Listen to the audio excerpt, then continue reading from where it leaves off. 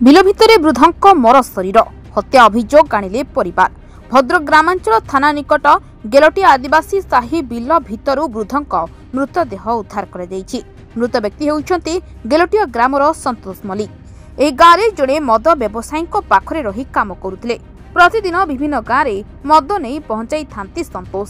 ହେଲେ ଗତକାଲି ରାତି 2ଟାରେ ଘରୁ ସନ୍ତୋଷ ଆସିଥିବା ବେଳେ ଆଜି ଭୋର ଆଦିବାସୀ ସାହି ବିଲରୁ ତାଙ୍କର ମୃତଦେହକୁ ଉଦ୍ଧାର କରିଛି ପୁଲିସ। से ताना लादू बोली आमे डाकू होजी माने डाक ना होजी लादू आ ता सहित बसिकी से आसिला सकाळे 5:30 सुधा होजी आसी संध्या होजी तो माडा हेजी बोली आपण देखिबे आ पुलिस वाला ता जा इन्फॉर्म करिवे आ मेडिकल ट्रीटमेंट हला पर जा हबो आ आमे भी चाहू जी केस करिमु होजी केस न करिकी आ छाड़ीवार नाही एमती हम गाँ रा गुटे दिटा केस भी हेई गेलानी आ सब केस को एमती ये करिवार नाही किछि पुलिस इन्फॉर्म जहाँ करिवो सेही अनुसार आम गोटे केस करिमु आ ना चाषी माने से ता संगर जिबा आसिया भल मंद करे।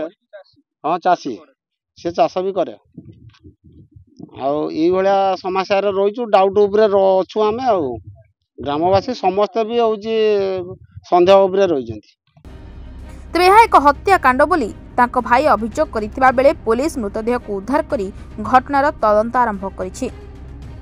भद्रकରୁ शेख अब्दुल फितरଙ୍କ रिपोर्ट सरकार न्यूज।